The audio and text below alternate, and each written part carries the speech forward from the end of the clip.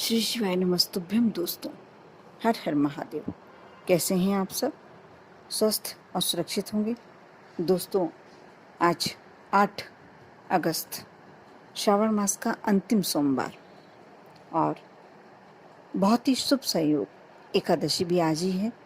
और कहते हैं भगवान विष्णु और भगवान महादेव दोनों की पूजा एक ही दिन पड़े, एक ही दिन इनका दिन पड़ता है तो बहुत ही श्रेष्ठ माना जाता है।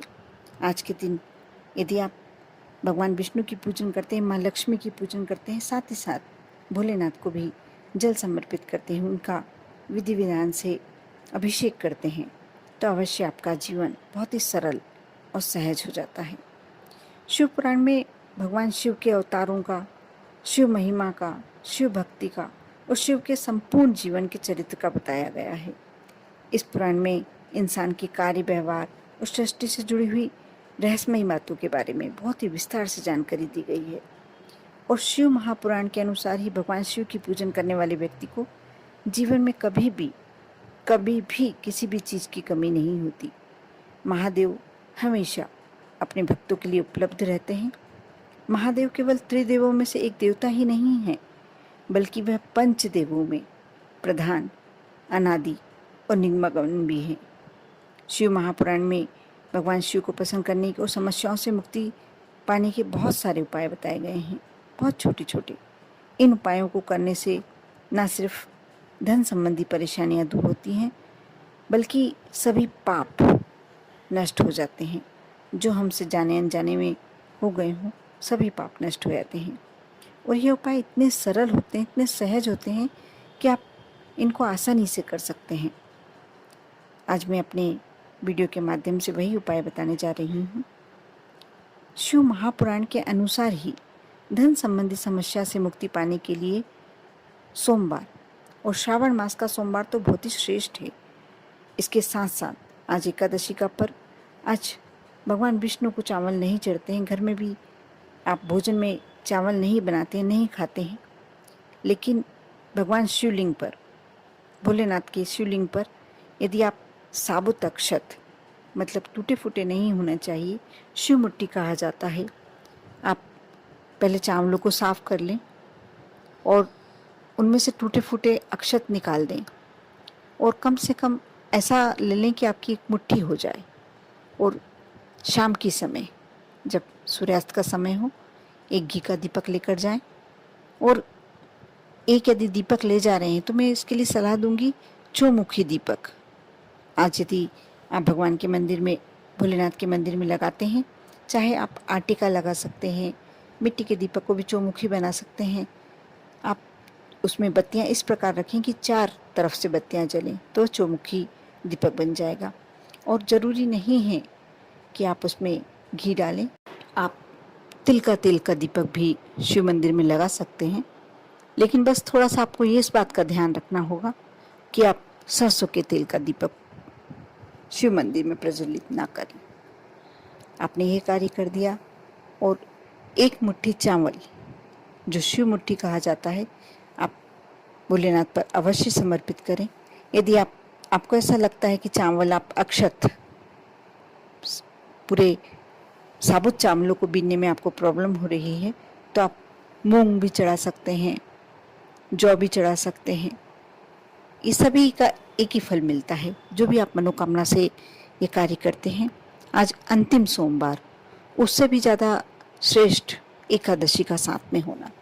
इसके साथ साथ आपको एक कार्य और भी करना है आज के दिन, क्योंकि बेलपत्री का जो वृक्ष होता है उसे श्री वृक्ष भी कहा जाता है। आंवली के वृक्ष को भी में भी माता लक्ष्मी का, भगवान विष्णु का वास होता है।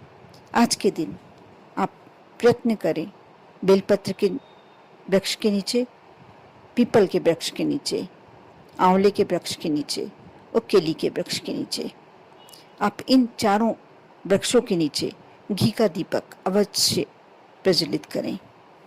ऐसा करने से आपके जीवन में कभी भी धन निधानी की कमी नहीं होगी, पैसे की कमी नहीं होगी।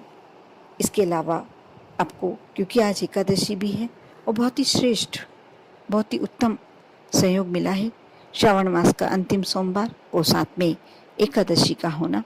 अब आपको करना ये है कि आप ये कार्य बाद में भी कर सकते हैं जो भोलेनाथ के मंदिर का कार्य है, लेकिन आपको घर में 8 बजे के बाद, रात्रि में जब 8 बज जाए, आपने भोलेनाथ के मंदिर का ये सब कार्य करने के बाद करते हैं तो भी श्रेष्ठ। यदि ये बाद में करते हैं, आपके उधर के मंदिर खुले रहते हैं, तब बाद में भी कर सकते हैं।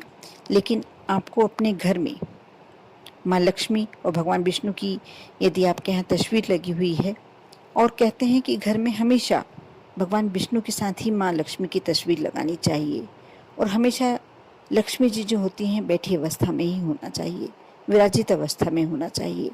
इससे आपके घर में बहुत ही श्रेष्ठ परिणाम देखने को मिलते हैं। आप यदि आपके घर में तस्वीर है, प्रतिमा है, तो आप जो 7 या 9 बाती का आपको करना, ये ज़रूरी नहीं है कि आपको इसके लिए कुछ विशेष करना पड़े। यदि आपके यहाँ सरई जो उसमें लगाई जाती है समय, दीपावली के समय, पूजन के समय, उसमें भी लगा सकते हैं। नहीं तो आप मिट्टी के दीपक जो बड़े आते हैं, बड़े साइज़ के होते हैं, उसमें भी लगा सकते हैं। और नहीं तो आप एक कटोरी में तिल का तेल भर लें या थोड़ा सा घी डाल लें, लेकिन बहुत ज़्यादा मात्रा में घी लगता है, क्योंकि 9 बातियों को जलना या 7 बातियों को इकट्ठा जलना ज़्यादा मात्रा में लगता है, इसलिए आप तिल का तेल भी उपयोग में ले सकते हैं। यदि आपके यहाँ कांसे की कटोरी है तो बहुत ही श्रेष्ठ, इसके परिणाम आपको बहुत श्रेष्ठ देखने को मिलते हैं। आप जहाँ भी जैसे भी बना रहे हैं दीपक, आपको 9 बाती का बनाना है या 7 बातियों का बनाना है। थोड़े से आपके यहाँ यदि काले तिल हैं वह डाल दें। यदि आपके यहाँ खड़ा धनिया, सूखा धनिया रखा है, तो उस दीपक में आप अवश्य डालें, 1-2 दाने डाल सकते हैं। और आप अपने घर में भगवान विष्णु और माँ लक्ष्मी के समक्ष इस दीपक को प्रज्वलित करें। जैसे भी आप उनकी आराधना करना चाहते हैं, यदि आप गुलाब का पुष्प समर्पित करना चाहते हैं वह करें, यदि आप कमल का पुष्प समर्पित करना चाहते हैं वह करें। यदि आपके पास टूटे हुए तुलसी जी के पत्ते रखे हुए हैं 108, तो उसकी माला, 108 पत्ते की माला आज आपको अवश्य बनाकर और विष्णु भगवान को समर्पित करना चाहिए। बहुत ही श्रेष्ठ फल मिलता है। आज के दिन आप यदि तुलसी जी की माला, और यदि नहीं मिलता है तो बाज़ार में जो तुलसी की माला बनी बनाई मिलती है, आप वह लाके बाज़ार से वह भी भगवान विष्णु को समर्पित कर सकते हैं। इससे आपके घर में जो भी समस्याएं होती हैं, जो भी कष्ट होते हैं, वह सब दूर होते हैं। अब आपको करना यह है कि आपने 9 बाती का या 7 बाती का आपने दीपक लगा लिया। दीपक लगाने का बनाने का तरीका आपको समझ में आ गया होगा। आप मिट्टी का बड़ा दीपक ले सकते हैं, उसमें 9 बातियां लगानी हैं। जैसे आप अपने घर में दीपावली पर समय लगाते हैं और उसमें 9, 7, 11 जितने भी आपके हिस्से बने होते हैं उसमें वह लगाते हैं। आप समय है आपके घर में सामने, आपके हाथ के नीचे आपको मिल जाएगी, तो आप वह भी लगा सकते हैं। नहीं तो कांसे की कटोरी या कोई स्टील की कटोरी में भी तिल का तेल या घी भर के, जैसी भी आपकी श्रद्धा हो, आप कर सकते हैं। उसे प्रज्वलित करें, उसमें थोड़े से काले तिल के दाने डालें और 2-3 दाने खड़े धनिए के अवश्य डालें, क्योंकि खड़ा धनिया, तिल आपके घर में दोषों को समाप्त करता है, नेगेटिव ऊर्जा को समाप्त करता है। आपके घर में जो आकस्मिक दुर्घटनाएं, बीमारियां, क्लेश, ऐसी स्थितियों को समाप्त करता है। आपके घर से पितृदोष और जो देवी देवताओं के जो प्रकोप का आपके घर में यदि कुछ स्थिति चल रही है, वह समाप्त करती है। और धनिया जो होता है वह आपके घर में धन्य धान्य से पूरित करता है। हर शुभ कार्य में धनिया उपयोग में लिया जाता है, ये तो आप सभी जानते ही होंगे। आप दीपक प्रज्वलित करने के बाद ओम नमो भगवते वासुदेवाय या श्रीम, माँ लक्ष्मी का ये मूल मंत्र है, बीज मंत्र है श्रीम। आप इस मंत्र का जाप करें। यदि आपके पास कमलगट्टे की माला है तो बहुत ही श्रेष्ठ, आप उस माला से कर सकते हैं। नहीं तो रुद्राक्ष की माला से कर सकते हैं, और नहीं तो आप तुलसी की माला से भी कर सकते हैं। आप जो भी माला आपके यहाँ है उससे आप जाप करें। बैठकर आसन ले लें और आसन पर बैठकर करें। अपने मन को उस समय पवित्र बनाए रखें और भगवान से विनती करें कि जो भी आपके घर के समस्याएं हैं, कष्ट हैं, वह भगवान दूर हो जाएं और हमेशा बरकत बनी रहे, आपके घर में सुख समृद्धि बनी रहे, ऐश्वर्य बना रहे। ये सारी विनती कर कर आप माँ की आरती करें, भगवान विष्णु की आरती करें और कपूर जलाएं। कपूर अवश्य जलाएं, इस बात का आप अवश्य ध्यान रखें। जब आप कपूर जलाते हैं तो उसमें एक फूल वाली लौंग डाल दें। आपको बस इतना कार्य करना है। आप यह कार्य करते हैं तो मान कर चलिए कि आप पर कोई भी परेशानियां नहीं आती। और जब आप मंत्र जाप कर कर उठें, अपने आसन के नीचे जल छोड़ना ना भूलें। जरा सा जल छोड़कर अपने मस्तक पर अपने दोनों नैनों से जल लगाएं। भगवान से विनती करें और गलती के लिए, अनजाने में कोई गलती हुई है तो उसके लिए क्षमा प्रार्थना करें। आज का दिन आपके लिए सर्वश्रेष्ठ। ये कार्य आपने कर लिया तो ये मानकर चलिए कि आपका दिन बहुत ही श्रेष्ठ रहने वाला है। आगे का समय आपका बिल्कुल विघ्न बाधाओं से रहित रहने वाला है। कर देखिए, विश्वास बनाए रखें।